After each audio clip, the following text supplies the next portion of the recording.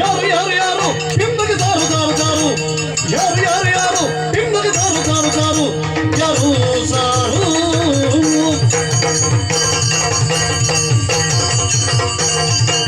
ಯಾರು ಯಾರು ಯಾರು ಪಿಂದಗೆ ಸಾರು ಸಾರು ಸಾರು ಪಿಂದಗೆ ಸಾರು ಸಾರು ಸಾರು ಸೂರನಿ ನುಡಿದ ದೂರದ ಧರಣಿ ತೋರ್ವೆ ಬಂದ ವಿಚಾರ ಬೇಳೆ ಯಾರು ಯಾರು ಯಾರು ಪಿಂದಗೆ ಸಾರು ಸಾರು ಸಾರು ಪಿಂದಗೆ ಸಾರು ಸಾರು ಸಾರು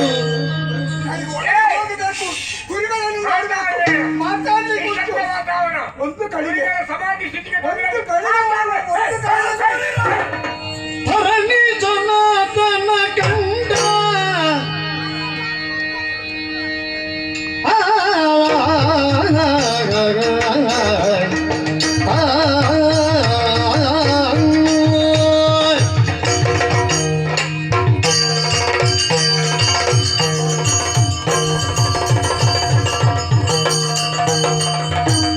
ಧರಣಿ ಜನಾರ್ದನ ಕಂಡ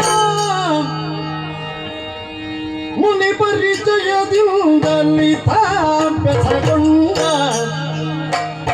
ಅರರೆ ಹೇಗೆ ಪರಿರೂಪ ಬಂದ ಹರಿದಯನೆಂಬುದ ಅರುಹಯ್ಯ ಭೂಪ ಧರಣಿ ಜನಾರ್ದನ ಕಂಡ ಮುನಿ ಪರಿಚಯದಿಂದಲಿ ಬೆಸಗೊಂಡ ಅರರೆ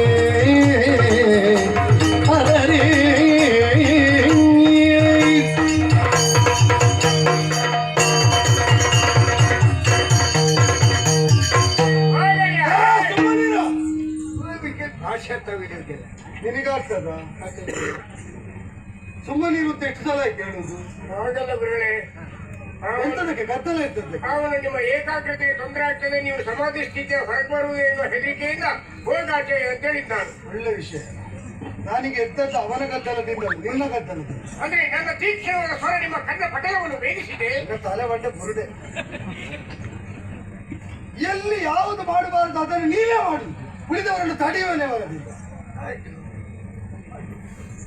ಗುರುವಯ್ಯ, ನೀನು ಅಯೋಧ್ಯೆ ಸತ್ಯವ್ರತ ನಾನೇ, ಮಹಾರಾಜ ನಾನೇ, ಸೂರ್ಯ ನೀನು ಕಟ್ಟದ್ದೆ ಅಲ್ಲ ಗುರುಗಳೇ, ಕೇವಲವನ್ನು ಬಿಳಿ ಬಟ್ಟೆ ಹಾಕಿ ಅಥವಾ ಯಾವುದು ಒಳ್ಳೆಯ ವಸ್ತ್ರಾಭರಣ ಹಾಕಿಕೊಂಡು ಮಾತ್ರ ಅಂತ ಮಾತ್ರಕ್ಕೆ ಅವರನ್ನು ಒಳ್ಳೆಯ ಒಂದು ತಿಳಿಯುವುದು ಹೇಗೆ? ಹಾಗೆ ಗದ್ದಲ ಮಾಡಬಾರ್ದು. ಅಪರಿಚಿತರನ್ನು ಪರಿಚಿತರನ್ನಾಗಿ ತಿಳಿಯುವುದಕ್ಕೆ ಯಾವುದೆಲ್ಲ ಮಾಧ್ಯಮ ಅಂತ ಎಷ್ಟು ಸಲ ಪಾಠ ಮಾಡಬೇಕು? ಹೇಳಿದೊಂದು ನೆನಪಿಲ್ಲ, ಹೇಳಿದ್ದೆಲ್ಲ ನೆನಪುಡ್ತು. ವಸ್ತ್ರ ಒಪ್ಪು ಮಾತು, ವಿದ್ಯಾ ವಿನಯ, ಇದು 5 ಅಪರಿಚಿತರ ಒಳ ಹೋಗುವುದಕ್ಕಿದ್ದ ಮಾರ್ಗಗಳು. ಕೇವಲ ಮೈಬಣ್ಣ ಕಪ್ಪಾಗುಂಟು ಅಂತ ಒಬ್ಬ ಮಹಾರಾಜರನ್ನು ಸೂರ್ಯವಂಶದವರನ್ನು ತಡೆದು ನಿಲ್ಲಿಸಿದೆಯಲ್ಲ ನೀನು. ನೋಡಿ ಮೊದಲು ನೀನು ನನ್ನನ್ನು ಮೊದಲು ನೋಡುವಾಗ ಮೊದಲು ನೋಡಿದ್ದೆ, ಅದರ ಮೊದಲು ನೋಡಿದ್ದೇನೆ. ನೀನು ನನ್ನನ್ನು ಮೊಟ್ಟ ಮೊದಲ ಬಾರಿಗೆ ನೋಡುವುದಕ್ಕಿಂತ ಮೊದಲು ನೋಡಿದ್ಯಾ? ಎಲ್ಲಿ? ಬರ್ತದ್ದು ಯಾರು ಕೇಳಿದ್ದು? ಯಾವ್ಯಾವುದನ್ನು ನೋಡಿಕೊಂಡು ನನ್ನ ಬಳಿಗೆ ಬಂದದ್ದಕ್ಕೆ ನೀನು ಹೀಗಿರುವುದು. ನನ್ನನ್ನು ನೋಡಿಕೊಂಡೇ ಬಂದಿದ್ರೆ ಸರಿ ಇರ್ತಿದ್ದಿ. ಯಾವತ್ತೂ ಉದ್ಧಾರ ಆಗ್ತಿದ್ದೆ. ಈ ಜನ್ಮದಲ್ಲಿ ಆ ಪ್ರತೀಕ್ಷೆ ಬೇಡ. ನಿನ್ನ ಆ ವಿಶ್ವಾಸ ರಕ್ಷಿಸಲಿ, ಲೋಕವನ್ನು ರಕ್ಷಿಸಲಿ. ಇವ ಸೂರ್ಯವಂಶದವರ ವಸಿಷ್ಠ ಸಮ್ಮುಖದಲ್ಲಿ ಪ್ರತಿಜ್ಞಾಬದ್ಧರಾಗಿ ತಪಸ್ಸಿಗೆ ಕುಳಿತ ಮೇಲೆ ಸತಿಸುತರ ಪರಿವೆಯೂ ಇಲ್ಲದಿದ್ದ ವೇಳೆಯಲ್ಲಿ ಭೀಕರವಾದ ಕ್ಷಾಮ ಬಂದಿತ್ತು. 12 ವರ್ಷ ಸತಿ ಉಣ್ಣುವುದಕ್ಕೆ ಅನ್ನಕ್ಕೆ ಗತಿ ಇಲ್ಲದೆ ಇಂಥ ಒಬ್ಬ ಮಗನನ್ನು ಕೊರಳಿಗೆ ಕಟ್ಟಿ ಮಾರಾಟಕ್ಕಿಟ್ಟಿದ್ರು. ನಿಮ್ಮ ಚಾಂಡಾಲ ಕೇರಿಯಲ್ಲಿದ್ದದಲ್ವ? ಚಾಂಡಾಲನಾಗಿ ಅಲ್ಲ, ದಂಡನೆಗೊಳಗಾಗಿ ಅಪ್ಪನಿಂದ ಶಿಕ್ಷೆಯಾಗಿ ಚಾಂಡಾಲ ಕೇರಿಯ ವಾಸ ವಿಧಿಸಲ್ಪಟ್ಟದ್ದು. ಮಗನನ್ನು ಮಾರುವುದಕ್ಕೆ ಹೊರಟ ನನ್ನ ಸತಿಯನ್ನು ಕಂಡು ತಡೆದಾಯಿತ.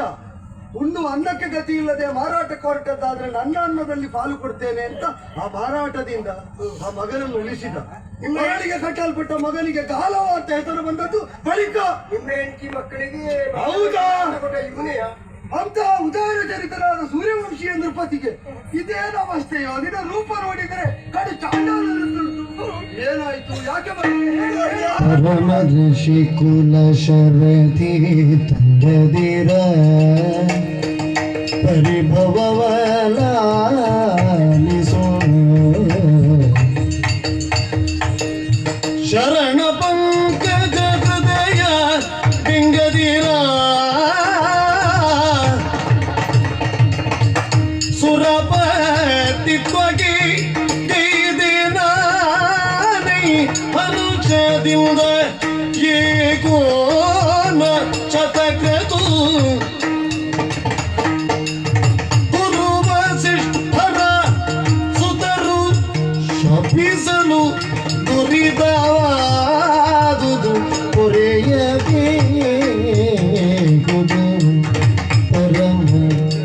ಶಿಕುಲ ಶರತಿ ಕನಕದಿರ ಪರಿಭವನ ಲಾಲಿಸು ಲಾಲಿಸು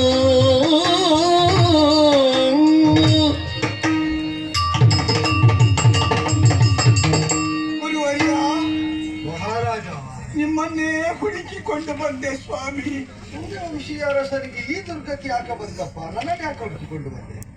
ಒಂದು ದಿವಸ ಹಾ ಅರಸರಾಗಿ ಮೆರೆಯುತ್ತಿದ್ದಂತ ಆ ಸಂದರ್ಭದಲ್ಲಿ ಹಾ ಯಾಕೆ ಅಂತ ಗೊತ್ತಿಲ್ಲ ಸ್ವಾಮಿ, ನನಗೆ ಸ್ವರ್ಗವನ್ನು ಪಡೆಯಬೇಕೆಂಬ ಆಸೆ ಉಂಟಾಯಿತು. ಪುಣ್ಯಾತ್ಮರಿಗೆ ಆ ಬಯಕೆ ಯಾಕಾಗಿಯೇ ಬರಲಿ, ಹಾ. ಅದು ಸಹಜವಾಗಿ ಇದೆ ತಾನೆ. ಸ್ವರ್ಗವನ್ನು